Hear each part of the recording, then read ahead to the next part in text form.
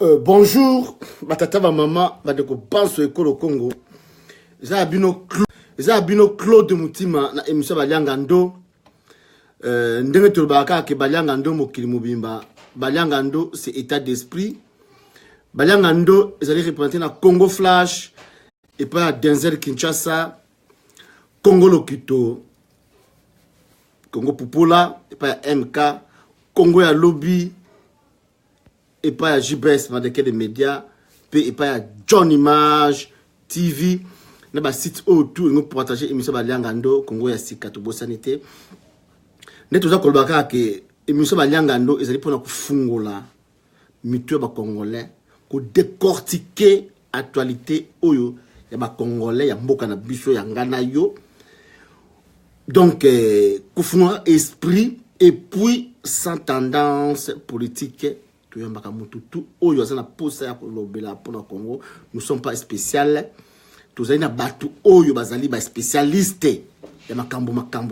Nous ne sommes pas spécialistes. C'est l'esprit. Car nous vivons selon l'esprit. Dieu nous commande de vivre selon l'esprit, non selon la chair. Donc, ça, c'est mon différence avec d'autres bastards, grands prêtres. Moi, je suis seulement à Liangando, mais je vis avec mon esprit. Alors, nous sommes là avec Edo Kombana. Baki Petro, Baliangando, nous avons batero pour un peu aux États-Unis. La zone de ma belle nangai, bande konana kuyamba, batupe à kuyaya Europe ou bako sepira, les canaux Baliangando kuyamba bangope, mais. Emeras Mayala, petit sœur propre. Merci à trop, Emeras Mayala. Ah, merci à trop, petit sœur propre. Tout le monde qui a trop. C'est en crise. Mon semi kate. Tout le monde qui a trop, donc merci à trop. Au sambe la pona mokili mobimba, Emeras Mayala. Merci à trop, autorisé Congo Flash. Toujours à mater à nao, tout le monde a Congo Flash. Tout le monde a émission Baliangando pour nous faire. Véhiculer parole de Dieu, peuple au baling le batatan Nzambe va se retrouver à travers Matéa Ndekonabiso Emeras Mayala mon Semikate. Donc merci à trop la complète adventiste de bandage. Ça c'est vrai nom Semikate, c'est complexe adventiste de bandage. Semikate kakaizan dingue mais beaucoup c'était pour Semikate quoi la pour la nous sommes là non pour faire la publicité de Semikate mais non parle. Merci à toi Flori Bengi depuis Angola papi Mandiango. Alors toza awana Edo Kombana. Edo Kombana azali congolais, azali patriote, azali résistant, azali mtu abundela mboka. Al tozana ba sije moko e makameza e belemi balemi satu mine ikuna o simba bo to ebite to kobanda to okendo mais o tozu lelo oyo to na ba sipson to ko kaka ke Bruno Tshibala faire remplacer par Félix Tshisekedi question la bisango wana. Edo Kombana akopesa so ba effet ba nangi ba fact. Ce qui Félix Tshisekedi a remplacé Bruno Tshibala et que ça la nini. Ce qui peut Félix Tshisekedi a remplacé Bruno Tshibala et que ça la nini. Alors tu as Edo Kombana, merci à trop dans mon invitation déjà Edo Kombana ça une invitation. Merci à trop de partager monsieur Baliangando Denzel Kinshasa Congo Popola Congo ya Sika JBS maneke des médias. Bon déjà monsieur Baliangando partager déjà vous partager dans ma site neto sala kaka boyebi kaka. Merci à trop lobby.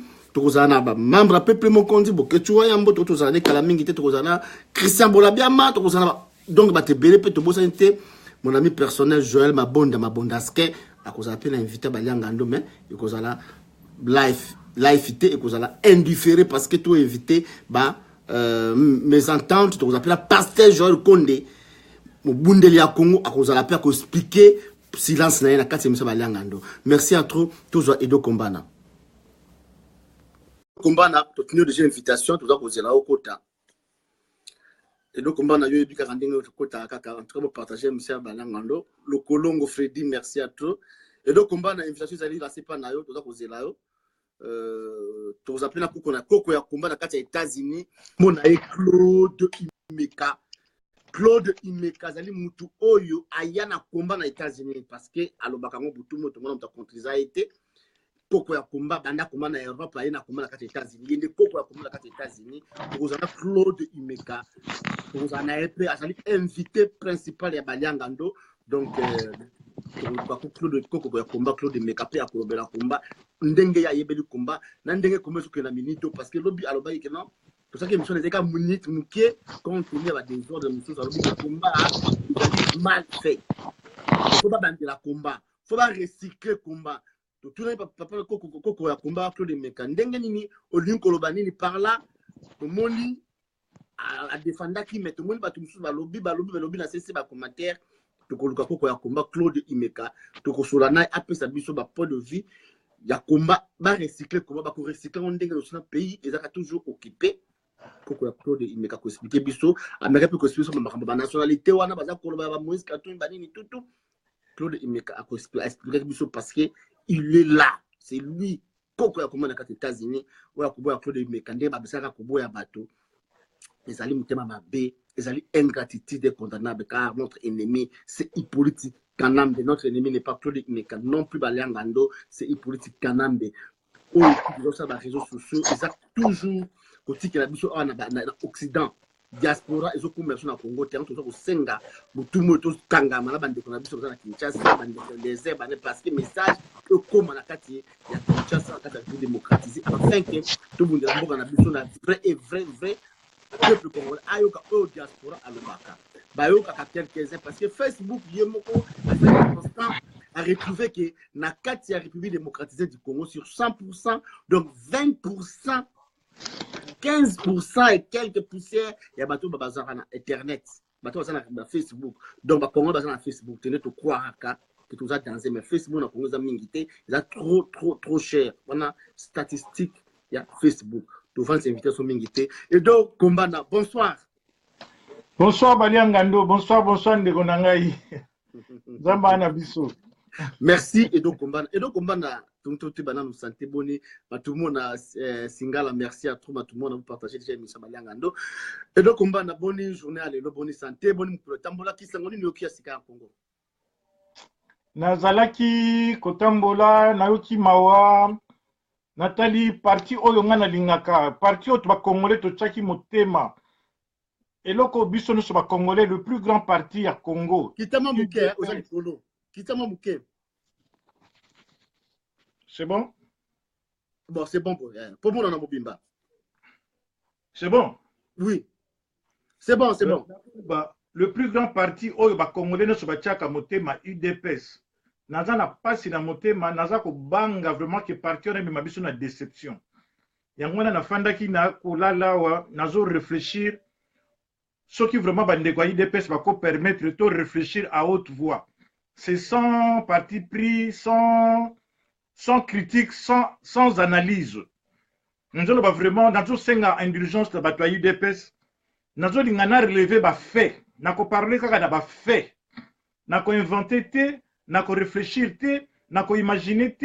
Je ne vais pas produire le fruit de mon imagination, mais je vais parler de faits concrets, avec preuves, c'est-à-dire que dans la Kisabango, et l'autre va biso ba Congolais parce que biso, parti à biso ba Congolais, tout tika na yango parti moné nezali UDPS. Et parti on a vraiment dans ko lela mingi mai na miso qui est de décevoir ba attente ya ba Congolais. Yango na ngena banda ko relever na loko moko da UDPS. Ba koma ko tsanzela ya mukuse. Soko moto abimisi ba erreur ya UDPS ba komi ko finga ye tribaliste. Ba joka toujours banzela mukuse soko moto alobi erreur ya UDPS ba lobi ozali moto ya Ngwanda. Mais UDPS na zali parti ya ba Congolais, c'est le seul et l'unique et le vrai parti oyo ya ba Congolais. Ce qui baninga ezali œuvre bato basali ko na ba erreur na yango ce qui baninga ba ko talisa bino nzela ezali pona intérêt ya bato nyonso alors bango bazwaka raccourci kaka o azali mutangwanda o azali tribaliste et moi je vais vous dire que tribalisme bango bazwaka ezali faux problème parce que nga ba le combat justement pour te lever équivoque Congolais tout a tendance na koyeb sanga tout aux tendance mais quand on peut s'abuser pour te lever qui va ba kanisa mabete aux de quelle tendance et puis de quelle tribu en tout cas vraiment na ko j'étais au loba ndeto ba ndeba sa États-Unis ce ko lingi au lobby ce pour limiter au lobby na ote mais ba to ba quand même que ba nyanga poser question na tribu na yo nani po to kota ce qu'on a débat oyo parce que c'est un débat très sensible on mbakana abimsaka a komaka mpe moyen te na ba Jean-Pierre Wakati ba kata na kamabe na sujet oyo alors on a l'idée un peu net et clair. Oyebi, émission nazo salango pour nazo linga bato to raisonner en intellectuel sur de base de faits, pas de fanatisme, pas de critique, pas d'insulte. Nako finga moté, nako lobela nako kotse moto likambute, nako imaginer te, ngai nazo loba no problème à tribalisme na Congo. bato babemaka problème ya tribalisme nabengaka yango ezali raccourci parce que ngai moko nakoyebisa yo que mon papa est de l'Équateur, ma maman est du Bas-Zaïre. Ngai moko naza na bana ya baluba. Donc déjà bana nanga ko loba baza wapi. Ngai moko loba nanga ko situer ngai wapi. Donc na yaka na ozomona na ndambu fallait bon ça bon. Ngana bengaka débat wana na bengaka yango faux débat ezali raccourci parce que c'est pas un vrai débat. Ezalaka bato balukaka nzela mokuse baza na argumenter bato baza na argumenter bato bayaka na nzela wana pona koloba soko tali Edo bato lelo bato bundela Congo bon ça peut bien au moins na mobimba ko oui bato babundela Congo lelo bato bakolobela Congo na kotala soko zwi ba Kasaye bango moko muto a créé problème na Kasai bato no soto yebi yango ezalaki qui le garçon ya uti kolongwa ya pemnani Sabi Badi et lelo après Sabi Badi baza ko boma bato ba massacre au sala na Kasai na yoka kata leader mo Kasai azo lobela yango te bato ba lobela yango ce sont des Congolais bato ba telemi libanda sans parti pris tout ça ba Congolais to lobela yango lelo yo Bruno Chibala qui est du Kasai aza na pouvoir baza ko boma bandeko na ye toyoka dino Bruno Chibala lobela yango te mais bango soki ba telemi ba lobi na IDPS que tala eloko bosali eza mabe ba lobi ka mbala moko tribaliste et ngana benga yango c'est faux po bazalaka ba argument ya mukuse Jeune Afrique a comment Tshisekedi abomi IDPS à cause de tribalisme na mona pas batona basala droit de réponse na Jeune Afrique. Pourquoi na mituna ka soki bandeka mino ba Congolais ba yebisi bino ke bozana nzela mabe bolobi ka kao mutangwanda au tribalisme. Mais soki ba Jeune Afrique a commis ezali article na yebisi so botanga ngo baloba ke Tshisekedi aboma IDPS à cause de tribalisme.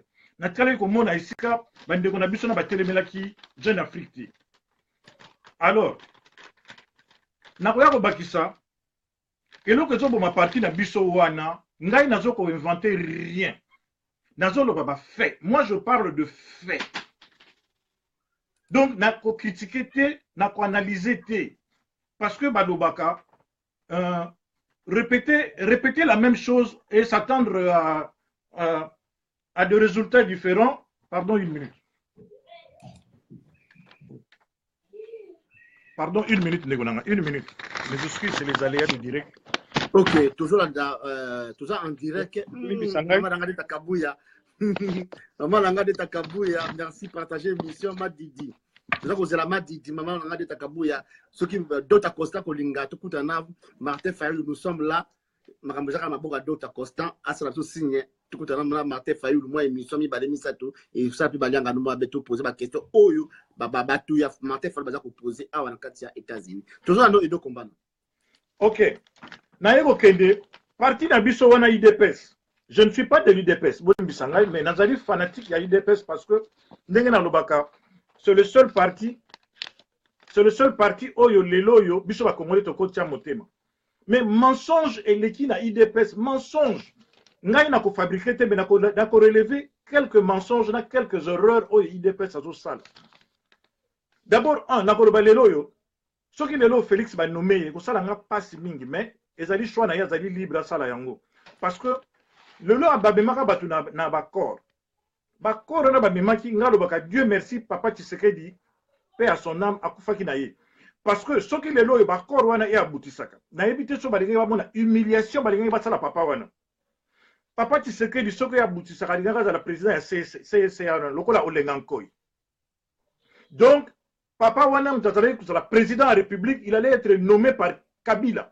Nazoloba moto IDPS amoni na kosi à contredire nga soki lelo Tshisekedi bakor ba appliquer yango Tshisekedi alinga za nommé par Joseph Kabila et na ordre à préséance tant événement linga zala donc Tshisekedi alinga ba nakoya avant Kabila koya après parce que c'était le président na ebité soki bata IDPS bazomona humiliation oyo balinga basala tata wana nga nazoloba eza nango na lobby ezali fait oyo amoni na lobby le contraire à contredire ngai oya monique na lobby eza bongo te a contredire ngai et donc respecter ma tuozo l'émission baliangando basa ba avina basa libre c'est la démocratie continue l'émission kotanga ba commentaire tenga azola mona ba commentaire mais continue d'abord l'émission tout le batazo landa biso pose baliangando ça faut état d'esprit.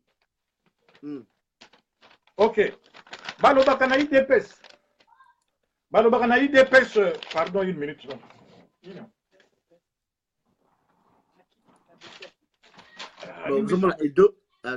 OK. Na IDPS balobaka IDPS ayoki la base. Vraiment bandeko na ngai soki IDPS ayoki la base. Boyoka base bakende kotuna base a IDPS elobaka nini? Base a IDPS onoyeba ya Chichi zongisa ye na Rwanda. Base a IDPS esengaka ya Chichi zongisa ye na Rwanda. Base a IDPS esengaki te bakende na bakor. Base a IDPS esenga jamais bakende na dialogue. Base a IDPS esenga bango bakende na élection te. Base a IDPS lelo balobaka zongisa ye na Rwanda balobaka kuta ata sikoyo tokei tokozongisa na Rwanda na yebite soki nazo kosela bango makambo alors yoko balobaka bayoki la base ngalo bango ezali mensonge parce que sobe la base balinga mbako mbatu na élection te bako mbatu na dialogue te po base elobaka zongisa ye na Rwanda. Deuxième mensonge oyo ngai esala nga pasi IDPS aya asenga biso mbongo ya Imperium. J'ai même amé à couper ce que n'a conseillé bango makambu to pesa mbongo Imperium. To pesa bango mbongo Imperium. Tout d'un coup, balobela biso sous Imperium te, ba comme biso mamba élection makamba dialogue. Ngana ko tuna bato IDPS. Boyebisa biso bo salaki na Imperium nini. Ezali parti munene, botika ko discréditer parti wana.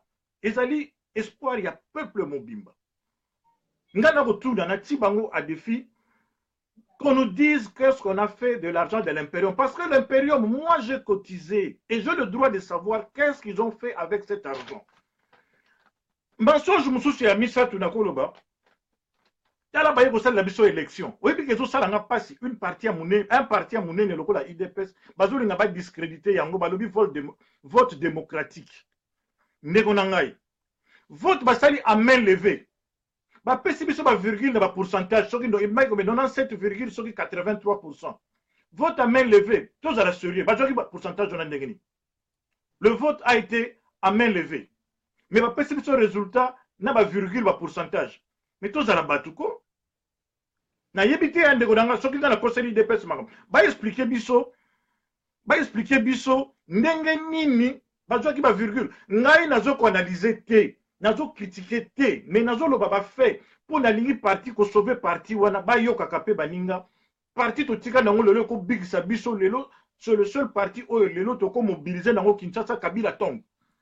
C'est l'UDPS et Félix azana chance belé akoma président de la République mwana wana.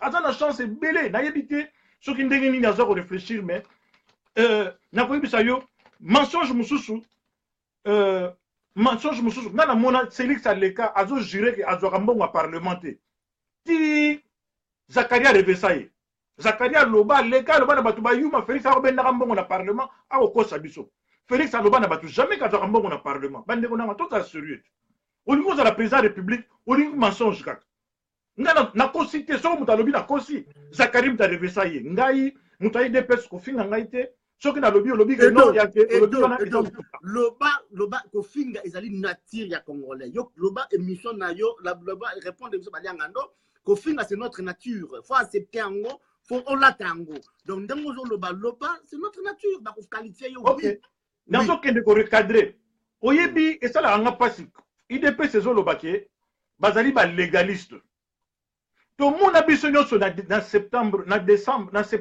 2016 Félix aloba na batu ke oya ko bibana balabala ko trouver na nzela ndeko nanga toza la sérieux batu baye bazo ko appliquer constitution l'article 64 l'article 1 et pesa ki batu droit balabala Félix a tellement défié batu toza la sérieux ngana za contre été na solution ya yaki na ngoya ko bima batu na dialogue na oyo ya article 64 oyo ya loba ya ko telemela wa pesa la ki anticonstitutionnel bon lelo ceux qui ba lobby ke ba poursuivre et donc moko échanger ba lobby ba porter plainte pour avoir défié le peuple qui voulait appliquer l'article 64 de la Constitution. Après, il tribalisme. Tozonga batu. Parti wane zali parti obiso tozo compter na yango. Soki tozo la sabino nzela mabete, tozo la mabe bozo kende nango te. Mais apparemment nazoba pasteur dani Félix Alobaka na mona ko pasteur Joël Konde pe to sala na émission na pasteur Joël Konde ezana na bayanga ndo na Congo Flash mais Alobaka nde oya kwa na minduki na ebité Alobaka ke oya kwa na minduki ke akokuta na nzela ba te ke sur populaire je crois pas tam sur mal entendu. Article 64 et définit ça ndenge nini bato bakotelemela bato ba du pouvoir na makasi balobaka ka botelemela ba préciser te donc moto akozwa Congo azwi munduki azwi machette azwi fimbo azwi marteau azwi sete etalié lui il n'a pas le droit ezali asala haute trahison ezali haute trahison atwana bato baliki batelema yo telemeli population lobi mais Edo c'est là toi encadré du solo on a ligué qui les pendant ndenge wana Edo oza problème Tatumu Tombo merci à toi Tatumu Tombo partager mission bon séjour na États-Unis oza problème personnel Félix Tshisekedi bende boyebani. Je vous jure sur la tombe de mon père Félix Tshisekedi ngane to yebanité ce qui na lobela dans lobela Félix parce que azo lobela Congo aza comme mboka na biso na danger et pourtant c'est quelqu'un ngai de l'autre. C'est le candidat de l'autre qui va voter ma président. A-t-il bien voté? Ok. Si j'ai passé ma ramozo kende mingi oui, ça va fait normal, oui, bah fait normal, mais on a de l'autre zolobela remplacement à Félix Tshisekedi. Il y a Bruno Tshibala par Félix Tshisekedi. Ça c'est notre sujet. Au cours développement on dengeni ma bé ce qui fait c'est la primature ou bien ma lame pour peut-être Makambo Bruno Tshibala salité, il y a plus que Bruno Tshibala. Mais il y a un kasi nazako kende pona koma na nomination ya Félix na pasa Chimo Kibala parce que au moni soki tozana ba repère te ngalo ba eloko soko petit sujet ba pesa d'abord introduction un petit exemple na ba contre exemple après votre conclusion. C'est-à-dire que na lingina comment ko démontrer le danger au tozana yango schéma au bango ba ko kende na yango. Schéma comme premier ministre et le schéma élection naza ko lakisa ba danger oyo bango bazo ko ma population tellement que bazo kanisa que politique ezali na poko papa na bango ba Tshisekedi basalaki ezali le sous na même époque te lelo to na bana mvuluzi omoni biso to telema ndeko nanga yo telemi bafuta ka biso te ezali esprit moko elata biso to kota bitumba oyo tozo bundela mboka ezali par esprit donc bazo futa biso te bango bazo zwa la biso to zwa la te. Yo sala ba vidéo ngana yebite soki yo futu ozwaka mbongo ba vidéo mais batu ba telemeli bazo sala ngo par patriotisme. Moi je le fais parce que le sang qui coule dans mes veines c'est le sang congolais et ce sang moi je souffre intérieurement, je ne dors pas et si les gens arrivent à dormir ils se font de l'argent derrière le Congo, nous les autres nous ne faisons pas de l'argent, nous faisons des cauchemars et puis biso misusu pe mitu ezo sala donc otalate moto azon mabilo na erreur on va oui, d'erreur et d'erreur en erreur. C'est diabolique. Persister en erreur est diabolique. Hein, Félix a tweet, Abimisa Batuna marche. Tous à la sérieux pour un homme d'État. Il faut à la sérieux. A tweet na batuke ya zali na terrain alors qu'azaka na kati avion. Jusqu'à ce que ba démontrer ba bimisa lié ba vidéo azana na kati avion, ba président siège à fandaki. Oui, bien moko États-Unis yo yebiango. Na ba États-Unis ceux qui ont politique à celle d'engwana. C'est fini. C'est fini. Azali discrédité, moutaroyo qu'elle soit azalité. Oye bien, moi, yo fan en États-Unis, oye bien, soko kosi kaka. Surtout un homme politique dans le moment où bazali ko kufa na balabala. Et il y a zo kosa batukaza sur le terrain et va démontrer que attends, ngana yebite so moutaroyo, on a être contre lui. Na ko lobango pona bien na yé. Que il faut revoir communication parce que biso to faina mboka oyo. Esprit na biso changea. Donc on fonctionne le la batwa kimte. Parce qu'il y a quelqu'un qui ment, c'est fini, il est discrédité dans Misulangaï. Et imaginez, il y a combien de Congolais qui réfléchissent comme ça. Hein? On ne peut pas laisser nos terres devenir notre élite. Au moment où, regarde, abanaiko wangana ya kutana kana bato kabiriti. Wangana jusqu'à ce que bapanza ye na poisa. Oui, oza homme politique, pourquoi vous ne kosa batu, ozo kosa, bazo ba kokuta ina batu na bizo kuta na wapi. Aboyi, na Venise bani azoboya. Mais essayez que ça verrait que zalaki ya solo. Tous à la sérieux. Comment muto yo olingo kumba destin ya batu. Et na ko retirer na IDPS.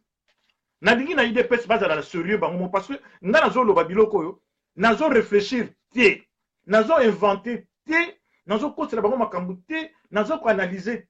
Je ne suis pas un guandiste, Je n'ai rien contre Félix Tshisekedi. Soka côté ka bakaleson na ye. Akoyo kanga na ko lobela yete. Soka lati ba chemise tata na ye. Na ko lobela yete. Mais quand il parle du Congo, et ngai azali moto na lobango lelo soka tili baya na ko voter. Na crème actuelle la politique. Ce garçon, il est vierge politiquement. Donc aza moto lelo soka tili baya na ko zala na sima na ye parce que c'est un Congolais. Ba mensonge au bemia we belé tous les mensonges au voter kaka.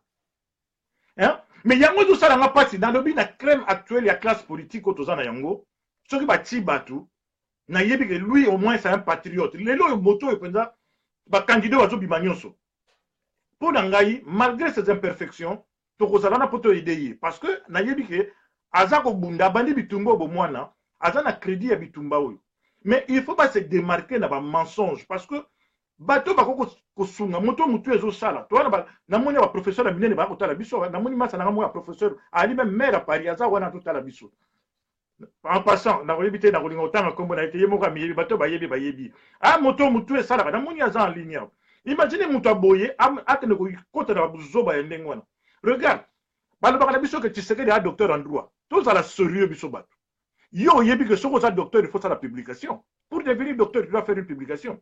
Bayebi sabiso publication Tshisekedi za. Bayebi sabiso librairie to no somba. Eza what?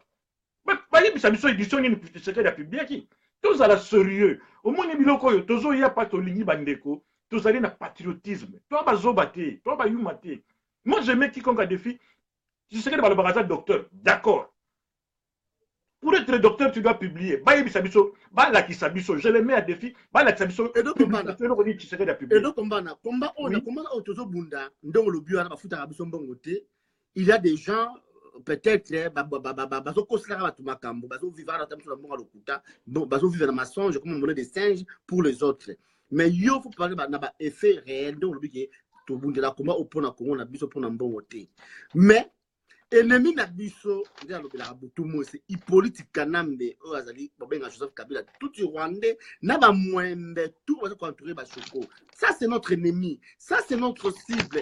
Ces gens-là sont en train de nous détruire. Bah exterminer le peuple congolais, 24 millions de morts, 80 fausses communes. Ça c'est notre cible. Tant qu'on a attaqué Félix Tshisekedi, on a attaqué Félix Tshisekedi, on a raté cible nayo.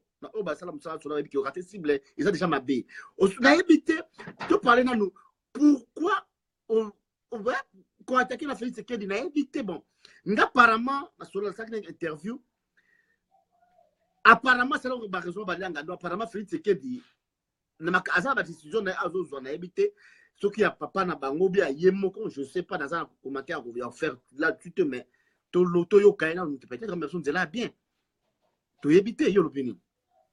Voilà. Autour de question bien. Au moins, toujours dans le contexte à Congo. Problème à Congo, il y a un problème, il y a occupation. On n'a pas un problème politique. Et, voyez la solution, au lieu de traiter maladie, il faut y avoir maladie mutazo bela. Au lieu de traiter maladie narkisi, dit mutazo na azo bel estomac, yoko pesaye kamokin. Le problème du Congo a été diagnostiqué. Notre pays est occupé. Nani, de fin. Kabila le pays est occupé au sommet de l'État. Dans le Parlement européen, que celui qui est à la tête du pays, c'est un étranger, c'est un Rwandais. Base ya IDPS ya mungu lobaka, zone sa na Rwanda. Et le loyo, ce qui Kabila a côté mawana, a au moins mopaya kotaka, même sur le la histoire d'occupation, même le vampire romain, tant que romain va occuper bateau, un système de gouverneur, c'est-à-dire que bateau va diriger.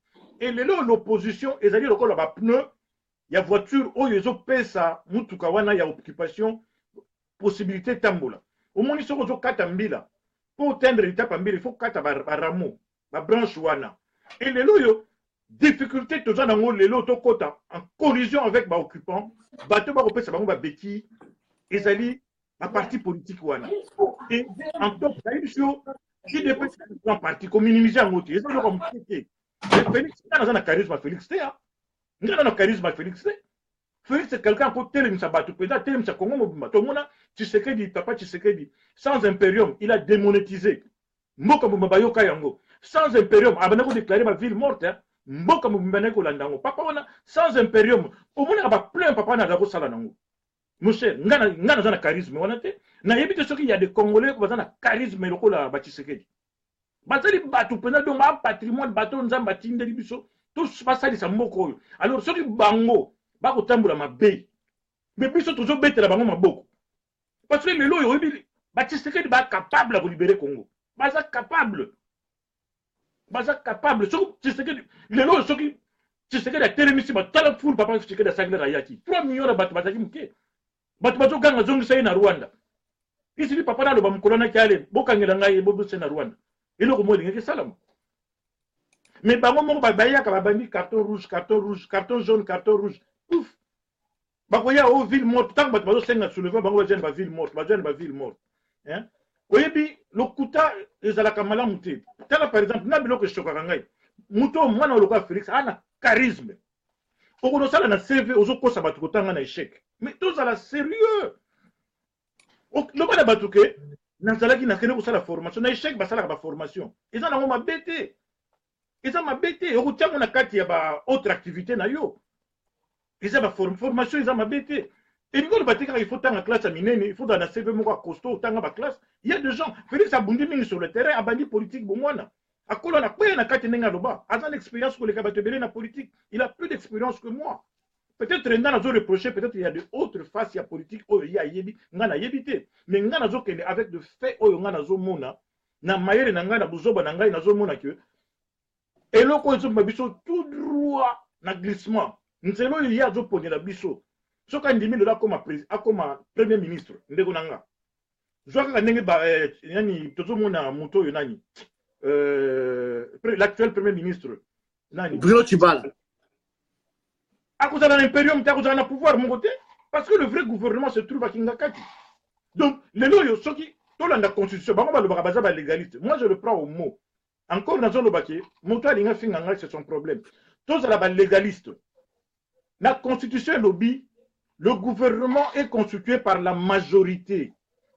Donc, ce que Félix a commis, à côté chef à gouvernement, donc il rejoint la majorité. Mais donc, ça n'a été tout ça dans le cadre constitutionnel. C'est pas légaliste. Parce que pour diriger le gouvernement, il faut dans la majorité. Le chef du gouvernement est issu de la majorité. Donc, moi, je suppose que si Félix accepte de devenir Premier ministre, automatiquement, il devient de la majorité. Il fait partie de la majorité. Donc, le jour où nous allons décider, parce que il n'y aura pas élection au Congo, ou s'il y aura élection et vous avez élection bâclée. La preuve en est que, tous allons dans la lecture, il y a Miss Yarfungwama. Kabila Zola Tsabiso, que, bazo ko nettoyer fichier na mobulu, ba telebino ba machine à voter, ba yelibino ba bino beza imprimante, lobby ba yeba lobby ke ba nettoyer section, ba telebino ba répartition moko Zola Tsabiso, ba pèse ba favoriser ba favoriser ba sous-région msusu ba région moi je sais plus ba terme comment donc bazo la biso biloko oyo bazo pesa biso ba élément oyo ko sala to contester ba élection donc to ko boya ba élection wana soki to lingi ko kene ba élection ba laxi biso ke to ko tricher donc ba ti biso devant impasse donc to zaka na solution moko c'est l'article 64 soulèvement populaire c'est seul article et tu sais que déjà capable le sera zo ko négocier à quelle négociation terme ezaka moko à négocier c'est le départ de Kabila. Bakoko ko négocier ba gouvernement qui ba poste té parce que le gouvernement na ya ko keleko kota a kozala na pouvoir moko té. La preuve ezala nazo tuna pourquoi le belaka bande koné bazo boma na Kasai té. Biso monsieur de télémisi ba voir pour le Kasai et lui il ne dit rien sur le Kasai. Et moi je trouve ça aberrant, c'est choquant pour un parti où tout un peuple a fondé son espoir et ce parti là Bazako dérouté, Bazako diminué. Ce n'est même pas mes propos, mais moi je répète encore, c'est même Jeune Afrique qui a tiré la sonnette d'alarme. Jeune Afrique a écrit, Tshisekedi vivant, que Tshisekedi est en train de dynamiter l'UDPS avec tribalisme. Il ne faut pas dire que Ngam Nagoluba, on peut pas dire Moutangwanda contre le Balouba. Moi je répète encore que mes enfants sont des Balouba, donc je n'ai rien contre le Balouba. Alors, Ngana Ramawa, que parti à mon ndengwana ezo kotambola na lokuta ba fait eza belé nazo bazonga na nzela ya bato bazoka base soko bayoka ka base lobaka zongisa ye na Rwanda et ils ont une force baza na force de frappe batika kokosa biso ke bemba Tshisekedi ezalaka na morgue ce sont des mensonges yo fani na poto yebiango quel est ce pays là qui va laisser le corps d'une personne à morgue pendant une année au lieu ba condition ba hygiène Voyez bien, on ne peut pas garder un corps pendant une année. C'est aberrant. Comment on a battu Bazoba? Na battu Balimba là-bas appuyé Bino. Mais quand. Bazolandao. Pardon. Bazolandao. Oui, puis, tu continuer à tika kate pour un parti au biso sous un espoir nango et même biso na lokuta. Donc pour Nayo, Félix Sekedi a une primatique. Merci trop anti-terror, merci à trop tu vas côté papiciana. Donc pour Nayo, IDPS a une élection. Coco Madera, merci à toi. Partagez mission. Donc IDPS a une primatique. Mais oui, tout ce qu'on ignorait force de frappe à IDPS. Tout ce qu'on a sur le plan populaire. Mais c'est parti les gens de Bafana Kweti. Des gens qui peuvent mourir pour la doctrine à IDPS. Au moins, on va avoir leur bancanate. Il y a des gens, Bazali est belé. Partout les gens la force de frappe, mon gars, au Saganate. Et nous, nous avons perception de la potentialité dans Mbokawana. Toujours dépenser, toujours gaspiller énergie, ressources pour des futurités. Alors que Bango comme Mabiso, oyebi, biso toko bénéficier dans le Congo. Peut-être ça va leur choquer. Ndako alimité, oye ba Tshisekedi alimité. Oyebi que ça la ndako ya Zaïre. Ce qui n'a pas si baloba. L'immeuble na bango na boulevard. Oyebi que ça la bâtiment ya Enda. Bazo yango tango Tshisekedi azalaki directeur à Enda. Ndako na bango alimité ça ndako ya Zaïre. Bazo yango tango papa bango azalaki président à Zaïre. Biloko bango bazo ko bénéficier nango. Et ils vont continuer à duper les gens. Moi, je crois dans la force de frappe à IDPS. Il n'y a pas un parti plus organisé où Batubaya va adhérer individuellement. Batubaya qui sent qu'il va contrer, il va foutre à Moutouti. Il y a des gens, le nom Batouba Bruno qui bat la wana. Va passer vie à IDPS. Moi, j'ai mon meilleur ami, Raymond Kaungu. C'est un garçon très. D'ailleurs, sur Raymond Kaungu, l'ancien secrétaire de IDPS. Collègue n'a une école primaire, il a toujours premier à la classe Nabiso. Un garçon brillant, sorné le Zawab. Il a passé. Qu'est-ce que Raymond a bénéficié de la UDPS? Et les exemples sont multiples. Mais telle vie, on va mener. Telle vie, on va mener. Yo, comment on a quitté, ça c'est toujours quitté l'aéroport, le local, paf, yo. Mais Félix Abé, tu as gagné, point d'Avoutuka. Dis, tout à la sérieux. Mais lui, il est un homme politique, hein. Un homme politique. Mais et donc on a Zoloba, Azonga Moto à comprendre que l'UDPS peut libérer le Congo. Au moins l'UDPS wana. Félix Léa Zawana de l'eau sera lui pendant que Yena Kabila va silana. Une semaine, va silana. Et il y a mon moniteur qui est énervé. J'essaie de faire énerver les gens là. Bah, il y a un discours à peuple là. Bah, il y a la base. Bazonga base, base de l'Obaganini. Base de Yemba, ya Chichi, Zongisaye, na Rwanda, ya Chichi, c'est ça, c'est que la base est en train de dire. Base de Mongesenga Rawana, base de Mongesenga Rabangote, va y avoir comme premier ministre. Base de Mongesenga Rabangote, va qu'il y ait un dialogue. Au plus, on ne peut pas aller. Il n'a évité. Mais ce que, argument depuis la conférence de Kinshasa, Banda ina na zu temps kuta na ete na kabase ba kabase tout ça ne musa pesa biso ba point de vue balobi ki bazana minduki te il est pas qui politique kanambe ba tout rwandais ba occupant bazana minduki bon bazana minduki te ba na effort ça la te bolanda kaka pe et puis na sala interview na Félix Sekedi lobi ki banda botama asima minduki te donc azana tension na terre asima minduki bon il politique kanambe bazana minduki to le liba titi manga 24 millions de Congolais ba koufi 80 fausses communes jusqu'à preuve contraire to kufa kaka pona nini wana binduki ezati to sandenge vous mettez to kufa. Oui, puis il y a un lobby que l'IDPS doit arrêter avec le mensonge. Vraiment, Bolimbi Sangaï bataille IDPS. Nazo le bango parce que c'est un parti que c'est Nazo le bango c'est pas que Nazo dénigrer IDPS. Tango batu batelemaki na Tunisie, basengaki minduki. Tango batu batelemi na Burkina Faso, basengaki minduki. Batu nyonso tomona ba révolution minene esalamaki lor tokangaki ba Rwandais, batu bakangaki Congolais bakangaki ba Rwandais, basengaki minduki. Mais moto yaza ko bloquer lelo yo azoboya batu babima. Oya asala la ville morte c'est qui? Oya senga la ville morte. Yo tonga. Moto ya lobaki na batu que soki bobimi le 16 bobimi bokouté na nzela. Ezalaki yo to ye. Et il doit être traduit en justice, c'est acte haute trahison. Hein? Et c'est acte haute trahison on a Félix Sala. Na évité soka se rendre compte de la gravité de acte opposé. Lelo yo total ba mboka par exemple, c'est pas le Congo, c'est pas le premier pays dans le monde où vivre une situation Oyo. Vous voyez, rien de nouveau sous ce soleil. Il y a des pays qui ont été occupés. Et bien sûr, tu as la chance que tu as télémi. Bambo Kaming est disparu. Tu as la URSS.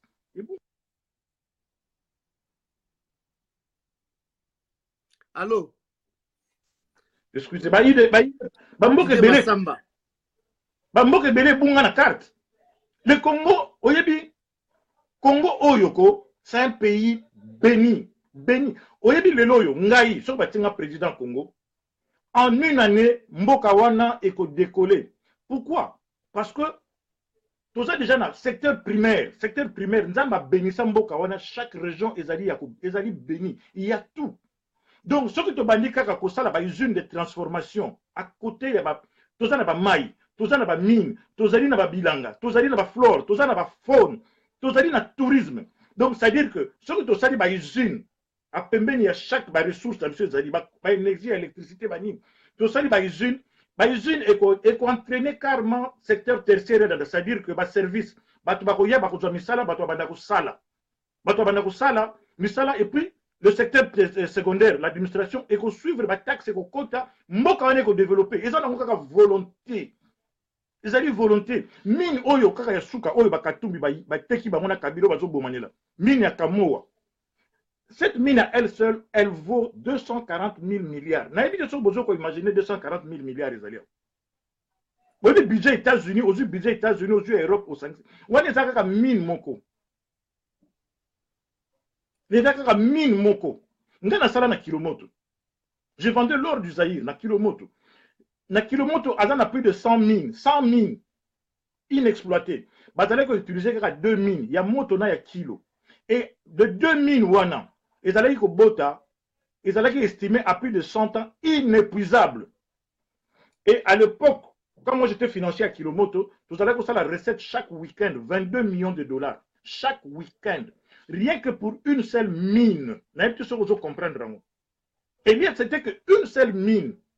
Donc, Mboka Wanako, tout ça a besoin d'éditer, tout ça a besoin d'un nationaliste à la tête du pays. Et c'est que moi je reproche dans Mboka Wana parce que même Bazo Mundela tu as pouvoir. Mais ce n'est pas le blanc qui t'empêche de développer ton pays. Ce n'est pas le blanc qui t'empêche de faire des maternités. Ce n'est pas le blanc qui t'empêche de faire des écoles. Ce n'est pas le blanc qui t'empêche de ne pas te donner des métros à ton peuple. Et Félix, ce n'est pas le blanc qui lui demande d'aller mentir.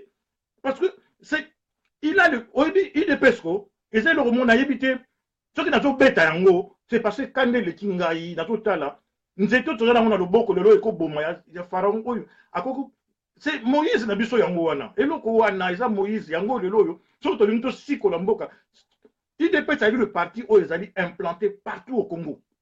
Mais, et donc, on va dire qu'il dépasse le Cabon, il va faire Martin, Bruno Dani, Valentin Moubake, à salir IDPES, peuple, Bruno Chibala, à quel point IDPES, Cabani, comment aux autres IDPES, pas ce qu'il a soutenu plus là. IDPES et Cabani, force soit peut-être diminuée. Aux autres, force est diminuée. Au moins, on de choc les alliés. Mais le noyau dur de l'IDPES est encore là. C'est comme de l'IDPES, il y a une série de coups financiers. Flamme wana ezali. Et maintenant, on a besoin de stratégie bien à l'IDPES, bah raviver femme flamme wana, bah pour récupérer le pouvoir. Bah donc nous avons mindondo ya pamba, bah acrobatie, bah raccourci, qu'on connaît qu'au bon de la Kabila. Parce que dans la zone bano, oui mais le loyo, Dieu merci papa Tshisekedi a Koufaki parce que papa n'a pas subi humiliation. N'a limité qu'il a été conscient. Papa Tshisekedi il était conscient, il n'a pas nommé président à Semsawan. Bon, mon rôle yo Mutoyo et Tumbazazo Zomene, qui ça, comment il s'appelle Olerankoy. Au moins, vous imaginez papa Tshisekedi, charisme Zalaki Nango, à finir dans le rôle de Lengankoy. Vous imaginez Ngonan. Et puis, nommé par Kabila. Kabila, Talaka Moutona Barra signature à maréchal. Hein? Talaka maréchal n'a eu le charisme. Papa Wana Barra signature à maréchal. Bon, le loyo, n'a évité humiliation, Bama Yangba la Papa Wana. Parce que n'a évité par quel mécanisme Yangba Badam Sala. Il allait devenir président Semsa par quel mécanisme? Donc il devait être nommé par Kabila. Et par ordre de préséance, Kabila est le président. Qui peut plus, peut moins. Donc ça veut dire que Kabila pouvait le révoquer à tout moment. N'a évité ce que par contre l'humiliation, elle va faire subir Papa Wana. Et le fils continue la même bêtise à l'ignace de la primature. Mais Nazo Lobapé Kabila a nommé. A nommé parce que le Roman Yamozo Bomambo, pas ça y est, peu au Roman Nasiko, il n'est pas carrière n'est payée aussi là. Félix ne le soit comme premier ministre, n'a évité, c'est fini. Mais Azab fan club n'a belé carrière ici la dernière. Azab fan club n'a belé carrière ici la terre. Mais fan club par rapport à au moins il y a Bruno Chibala comment? Oui, mieux vaut le commencement d'une chose que sa fin. Hein. Madame Obanda, madame Kosuka Mabe. Oui, papa Tshisekedi. Tala que n'est-ce que suka bake ko enterré. Ba pese ba combo begenani. Mutual Pacino, ba comme au moins bilo mususu o ça va aventure bien na donc yo ko ni mapna Congolais ko ko kunda papa Tshisekedi. Charisme violence ala kinango. Et Félix Azanango. Donc on a peut-être ce qu'on a terminé Félix Azanango qui n'a sapé. Il va résister lui. Nous sommes un verbe facile. Hein. L'éloquence tout le monde en a.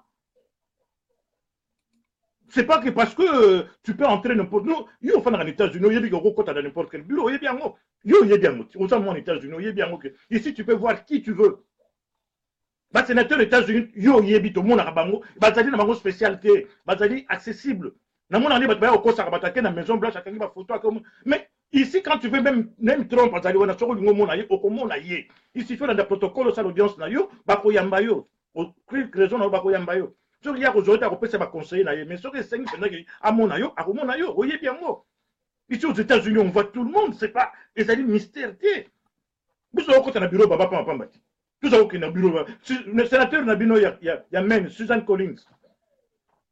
Ça dit parmi bateau, ça la Bill S21-27, Obama, il s'agit sur la démocratie au Congo.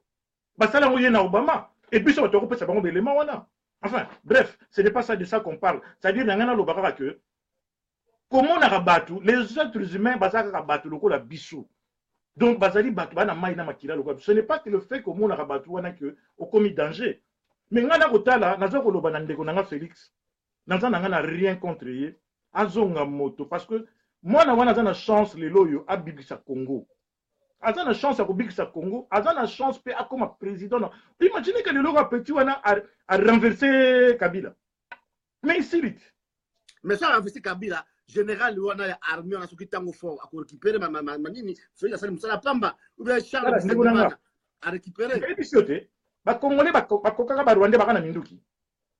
Tous les 80 millions de Congolais, sont tous les liés à batu na mboka wana. Tous liés à bantu. Yo au moins pourquoi ba Rwandais ba zo bitumbo au sérieux. Les Rwandais ils sont conscients que ba Luka ngana sur on a dans les interviews ba Rwandais. Ba Rwandais ba zo ko yebisa même Paul Kagame et loko yo luki. Le jour où le Congo va se relever, il faut effacer Rwanda de la carte. En une journée, les Congolais vont marcher sur Rwanda. Et c'est pourquoi ils sont en train de nous exterminer. Parce que le jour où le Congo va se relever, il va coûter cher dans Rwanda. Il va coûter très cher. Mais bon, toi, tu clôturer, comment que les bébés, maman, qu'on a fait signer. Mais bon, on s'est relevé comment? Aussi longtemps que vous avez un titre, vous avez un individualisme, égoïsme, mensonge, la carte à combat de colonel Félix, mensonge, diaspora, vous avez la carte à pote, vous avez un mensonge, vous avez complexé entre vous, vous avez la diaspora, complexé, toutes ces choses-là. Comment arriver à être ensemble afin de combattre les Rwandais, les Tutsis? Merci, Christian. Au moins, l'adversaire qui est en face de nous, ce n'est pas un adversaire nouveau. C'est un adversaire qui nous a étudié, qui nous connaît. Au moins, la situation qu'on veut vivre, Ezali a fait hasard. Il y a un plan. C'est-à-dire que ce plan, maintenant, ça coûte au développement. C'est-à-dire qu'on nous a étudié. L'homme blanc, il a eu le temps d'étudier les Congolais. Au moins, il y a un parce que quoi? Le Congo, il est trop grand. Ils ne peuvent pas nous appliquer un système. Il y a un par groupe. Quand le groupe est homogène, tu vois, le groupe est hétérogène. Il y a des difficultés, les lois, tribalisme, parce que le groupe est hétérogène. Mais si comme si homogène, c'est-à-dire moi, groupe à Mouké, il faut appliquer un système sur un groupe et ça marche. L'adversaire qui est en face de nous a eu le temps de nous étudier et maintenant ils sont en train d'appliquer un système. Maintenant, c'est à nous de comprendre que nous avons des stratégies. Il y a des gens qui parlent, il y a des gens qui crient. Mais maintenant, il nous faut, Maître Jackson, il nous faut un groupe, c'est-à-dire qu'il nous faut une révolution. Une révolution suppose quoi? Suppose qu'un groupe, tu as la même 10, 5, 10. C'est-à-dire qu'un groupe qui va réfléchir, qui va mettre des stratégies et des actions, la masse viendra se greffer. C'est-à-dire quand la masse vient se greffer au groupe, c'est en ce moment que la synergie est salamaka et il y a un soulèvement populaire. Même au moment où le soulèvement populaire est salamaka tout le temps, et ça aura toujours résultat. Derrière, il y a un groupe. Il y a un zomo na mundele azobanga soulèvement populaire. Mundele azobanga soulèvement populaire. Na ko pesa exemple moko ko sekati olembi. Po mona ki bitumba biso zango sérieux te.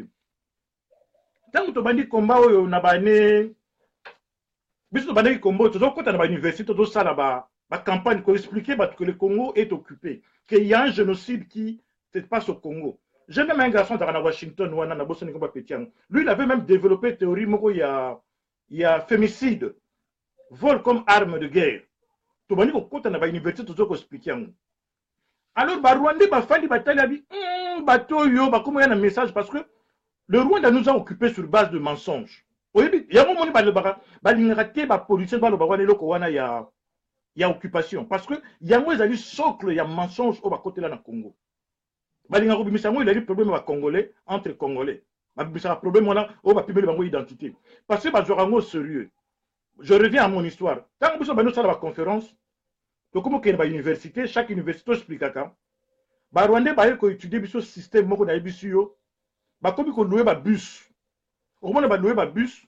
Quand vous avez une salle, vous avez une salle étendue de noirs, africains. Yozo kansa bosali promotion à événement makasi. Tant yoko banda au lobby sili, maintenant faut tourner ma question. Okomona ba africain ba na salle ba bandi ko poser ba question. Il faut na comprendre en côté. C'est après que j'ai compris pourquoi ba Rwandais ba osala. Au mona bi ke bitumbo eza bitumbo makofité, eza bikumba ba insulté. Au mona ya na lobby na za na posa ko finga ba to IDPST. Na posa ko lamusa bango. Bitumbo yo eza bikumba mutu. C'est là où j'avais compris pourquoi ça les banques sont africains. Là, ils ont investigué et ça a dit que Rwandais va toujours louer bus wana. Ba ko kende ba New Hampshire, ba koti New Hampshire, ba koti ba Connecticut, ba Rhode Island, ba koti ba Juba, ba yeda bango na université, ba tondi ti bango ba africain. Alors, yo yebi na Amérique, tala psychologie mundele, yo fana na Amérique oyebi.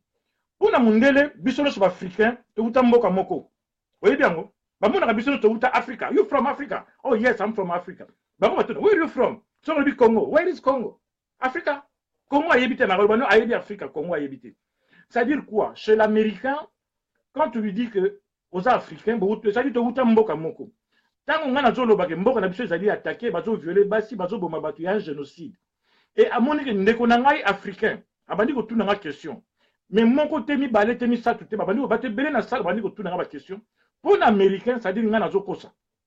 Comment nga na zolo makambo bandeko nanga ba yebité? Bandeko na tuna ba question ba ko tuna ngo innocemment. Imaginez mutu ya Burkina Faso, mutu Gambie. A ko tuna question innocemment, il y a comprendre. Mais aux yeux de l'Américain, il comprend que yo zoko sa po makambo yo zolo ba ndenge ni ndeko na ba utine mboka moko ayebité. Na ndepesi exemple pona ko lakisa yo que combat ils allaient combat ya makofité. Na lo baka tout le temps, oui ngai na sekaka quand les combattants baganga kanga na combattant. Nga na sekaka. Nous n'avons rien à pourrir dans ce pays. Nous n'avons rien à pourrir dans Mboka. Le jour où le phénomène combattant va commencer à déranger, le blanc va mettre fin à ce principe-là. C'est le phénomène combattant aussi là. Batika combattant ça là parce que Mundele a étudié. Bazui énergie na yo bazo ko utiliser contre yo. Ngana seka ba combattant baganga. C'est-à-dire que le blanc utilise ton énergie contre toi. Na seka ngabi bo bima na balabala te. Parce que tant yo bima na balabala zo ganga Kabila dégage. Ndeko nanga. L'Américain de la rue, le Français de la rue, les Belges de la rue, l'Allemand de la rue. Qu'est-ce que ça lui dit? Italie na nini? Soko zo ba Kabila dégage. Bano kenon bango na mboka na binoti. Et pas na ngai osala ngani. Yango moni batika ka phénomène combattant za la. Tant que nous ganga, ba ko bano ke batachi sekedi bazo bundana bato Kabila. Mundele Italien na nini? Tant yo tozo finga ba Rwandais bazo bundana ba Congolais. Mundele Italien na nini? Mais le jour où on va commencer à passer le vrai message, au fandi boy, to bandi ko lekisa message. Fandi ngana lobaka soko moni mundele coloniser. Fandi pemelo tali asimi téléphone obimisa tama ya misu. Oye biso moni ta on a mon téléphone azo kapasi. Pourquoi? Parce que c'est le sang de mon peuple. Ndenge ne orbi o moni minéraux na kati komo na ngo coltan. Minéraux na na mboka na biso. Bandeko na yo bazo zo mbongo na yo ya impôt. Il faut insister là. Le blanc c'est ça un conseil. Bazo zo mbongo na yo ya impôt. Bazo ko sala mobulu na mboka na biso ko bazo ka minéraux oyo. Basala ba téléphone, ba télévision, ba voiture, ba biloko belé bozo mona. C'est le sang de mon peuple. C'est en ce moment que le blanc va dire, makambozo le baiser à solo. Soko le dit yes. au PC balien, au lieu de Betara Coltan, DRC Congo, Coltan Congo. Et ça, il y a plein de vidéos qui vont expliquer. C'est en ce moment que le blanc va nous rejoindre dans cette lutte. Au monde cette lutte a été provoquée ici, en Occident, et aussi Sango Awa. Tant que tu vas combattre à 8000 km, c'est faux. Ce combat est mené ici, parce qu'il a été causé ici. Biso bato na devoir autre musala to kosala lelo yedi ba koma ko refoulé ba Rwandais grâce à musala biso to sala ngana sala interprète na téléphone to fungula bango to sito yebisi bango ba yebi lelo ke soko ye Rwandais ba tunyo kaka o ba kinya Rwanda ba comprendre déjà quoi congolais te soko na passeport congolais soko ba tunyo ba langue mo Congo yebi te directement di papu beko zonga o yebi ke lelo FBI a fungula dossier ba ko enquêter sur ba congolais ba o ba zo routera na ba centre ba centre wana ezalaki na Cameroun ba nini bazo yakao au Basili Rwandais. Et qui a fait ça? C'était Kamere. Kamere a fait ça. Kota yo yebi histoire a fait ça qui 55 000 visas na ba Congolais. Pour ba ya awa. Et Kamere a fait ça biloko na bandeko bango ba Rwandais. Vous yebi yango na ba passeport ba yango mba tondi awa. Et bango bazo sala combat moko à long terme. C'est-à-dire imaginez que 55 000 Rwandais ba koti awa. Donc dans 5 ans, 10 ans ba ko bota. Donc ba ko comme plus de 100 000 Rwandais. Et puis bazo tang avec des bourses hein. Baza na Barvar, ba université nyonso, baza kutanga. Et ils ont des passeports congolais. D'où, dans 5 ans, comme après 5 ans, tu deviens américain. Donc, ils vont devenir américains dans 5 ans. Entre-temps, ils seront des Congolais. Bah, pour occuper l'institution à Mboka Oyo, parce que Biso ba na ba kutanga te. Bazo bo ma éducation na Biso. Na éviter ça, bazo comprendre, c'est un combat d'esprit. C'est un combat de tête. Et ça, combat ya blague. Et c'est un combat ya blague. C'est un combat ya iolé la te. C'est un combat ya koganga te. Il y a combat ma kofité. Il y a un moment où na me permettre na secouer bande ko na biso IDPS. Nazo ya pona la musabino na zate ko critiquer parti na biso IDPS. Nazo ko la sabino mabe oyo erreur oyo parti na biso ezo ma biso parce que lelo yo soki toke na ba élection, tu sais que ya yebi Félix a yebi ki personne ne peut gagner des élections oyo Kabila organisé. Personne ne dit personne. Merci. Même pas na mbongo ya congrès. Bon mbongo ya campagne ba ko zongwa. Et puis, il y a des Sabino que tu as la musique à tricher. On dit, maintenant, on va na biso. Et puis, témoin. Et donc, jusqu'à présent, tout le monde va témoin. IDPS, c'était témoin, parti politique, témoin, tout le monde a une campagne, tu as combien de mois parce que tu évites et donc combat, tu tirer l'émission, tu continues et lobby, tu as l'émission, tu as Kafu, na Christian Boladiama. Et donc, comment on a lobby, tu as tiré l'émission. Il y a mon lobby que. Je continue à fâcher les gens de l'UDPS. Bon, un message de la bino base, balobi ba yoke la base. Bande konanga UDPS. Parce que sur le parti autre tika nango lelo eko big sa ba congolais. Bino ba le continuer ba yoke la base. Discours na bino talaka zongi sa na Rwanda. Mais bon, ça va chef na bino que c'est ça votre discours. Votre discours ce n'est pas d'aller aux élections. Leur discours c'est de ne pas aller à la primature. Yango nazo bonde la bande ko UDPS na fumoli bino biloko oyo pona e fâché bino botu na Félix par contre ce que muta moni nga na lobby lokuta aye à contredire la lobby do place oyo kosi mais na l'accès bino ba mensonge comment bazo mema bino pona na muto oyo aza capable lolo abikisa mboka wana pe akoma président parce que nga na ba Félix pena candidat na voter. Merci à toi et donc Kumbana question et donc Kumbana na otanga ba commentaire ba tebete na otanga commentaire ya mama de takabo so na tanga ngote ya kanzanga nemi a lobby boye Martin Fayoulou, expert politique, vrai opposant sans tâche, Maboko Pembe, Olobini. On reconnaît l'arbre par ce fruit. Tout le fanatisme. Combat même yo, mututu yo télémiona, mututu à cause de la leader. Combat où ils ont le Cambodge, la ndaku na biso, bazoko to koti na ndaku to kuti, bazo violer maman, ba bouki ndaku. Alors yo okomi ko container bato mususu bayako mais yo moko ko sala na mini ato zali mwana suka. Martin Fayoulou balobaka to reconnaître arbre ba fruit nango. Martin Fayoulou a cha loba wake pona ye comme akobenga Kabila et politique na mbeti. Martin Fayoulou aloba na biso que le pays n'est pas occupé. Martin Fayoulou azali tshisekedi aloba kota na parlement, akota na parlement. Afanda kuna ale mbongo ti aye ko zonisa mbongo ya suka. Mais mbongo bale ya ne passé mobimba. Bale mbongo inutilement. Bale mbongo inutilement. Azongisi mbongo wana parce que et puis et l'autre côté na Martin Fayoulou. Bon que ne voyez bise bino bata Martin Fayoulou. Abimba na parlement, après ça ba preuve. Yo zong simbongo. Mais alzong ça peut parce que na moment yo et l'autre côté simba Kabila ezali parti politique. Oyebi et la logique mon monde.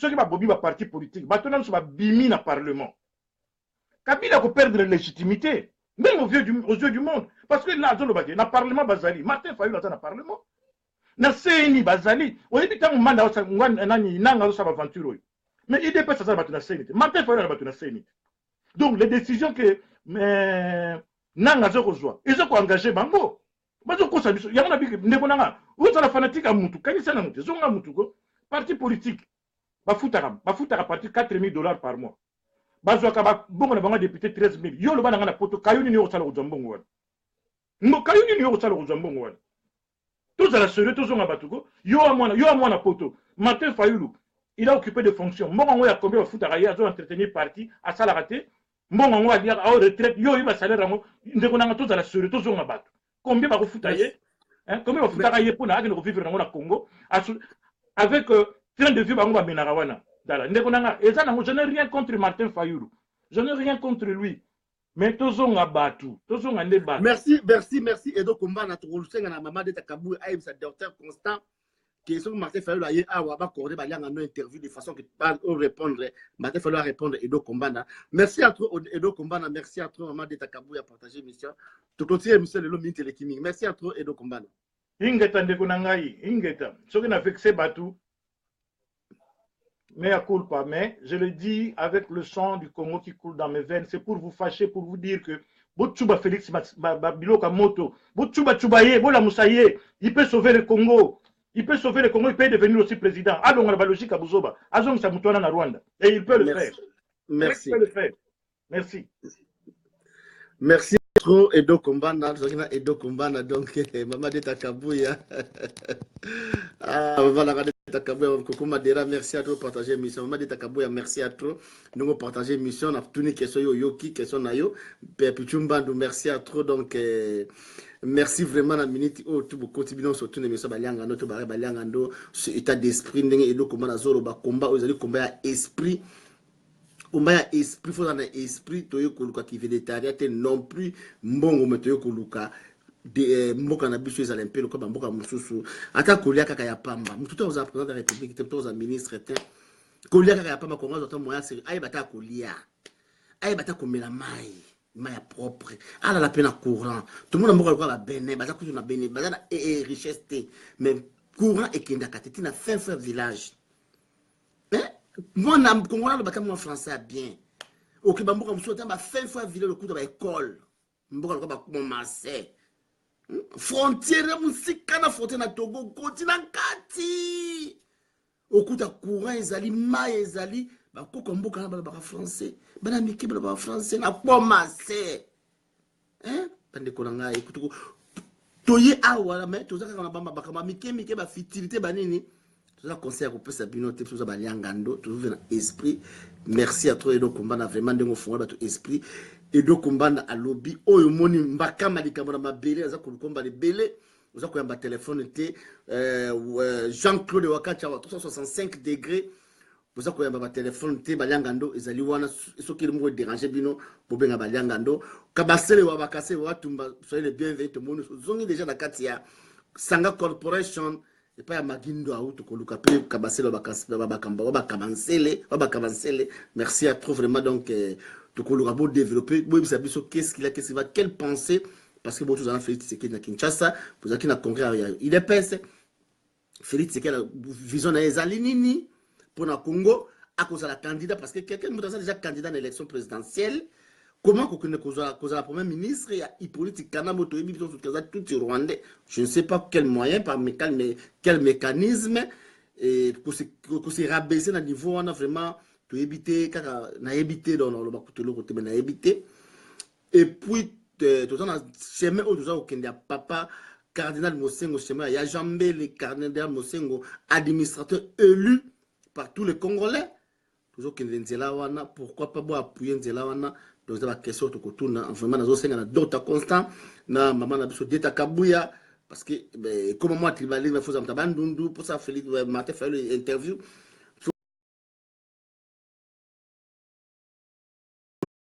Tigre tout ça en live direct Tigre ko benga tena ko benga Tigre tout ça en live tigre na yebi ko ngolo be mboka me kubenga te tigre ezali live ya kubenga ya téléphone to sala ki déjà c'est l'équipe déjà na bokejo yambo merci à trop namoni phrase mk nazana phrase en tout cas vraiment tous à rendez-vous benga na numéro balianga nous ezali 01 603 568 39 39 01 603 568 39 39 ezali émission les numéros ya baliangando phrase benga tous à rendez-vous to bani to sola parce que to lingi sous ba imprévu parce que to éviter le cœur de l'homme est torturé to libi ba congolais comme nous tema be mingi il faut ça très très prudent c'est pas n'importe qui to ko ça ba émission na biso ezali live direct na travailler en côté ils ont le kambala moko donc le temps de travailler ça peut ça m'a RBD parce que to comme déjà 18h à Wanakatia États-Unis.